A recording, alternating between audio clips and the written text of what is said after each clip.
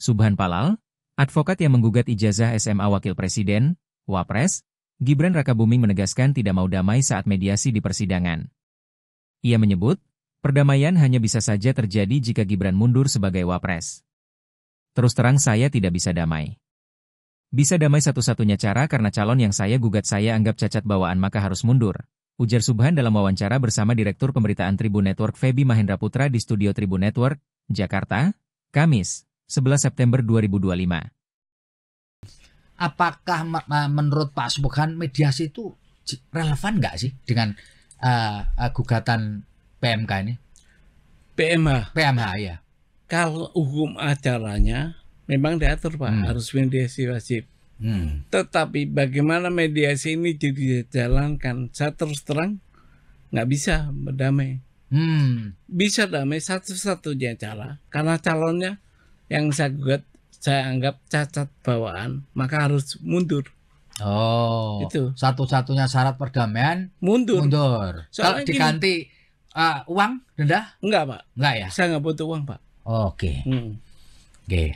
Nah, ya butuh lah Pak. Bukan ayam yang nggak butuh uang. Iya. Tapi bukan di sini. Bukan lewat ini. Ya, bukan lewat ini saya cari uang. Oh, sekali lagi syaratnya bukan masalah uangnya untuk kepentingan Pak Subhan pribadi karena memang tidak ingin cari uang lewat cara ini. Betul.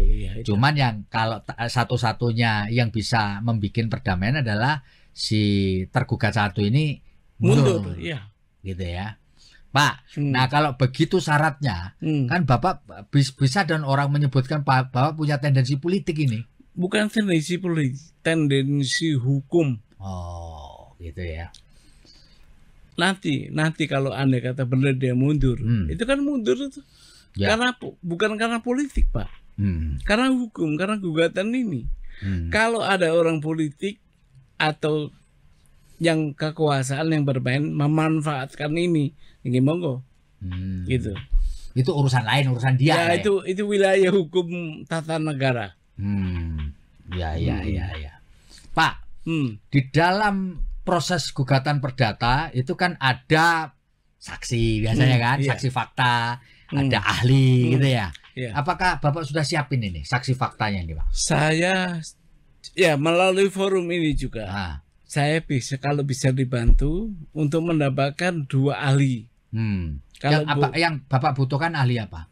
Ahli satu ahli perundang-undangan untuk melihat apakah undang-undang ini penafsirannya sekolah lain yang sederajat itu apakah bisa dengan produk negara lain.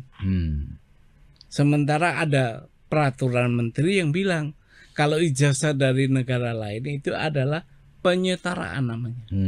Untuk kelanjutan sekolahan. Pendidikan ya. Itu makanya ahli dalam hukum perundang-undangan saya butuh. Kedua ahli tentang kewenangan. Kewenangan itu sepengetahuan saya ada 3 sumbernya.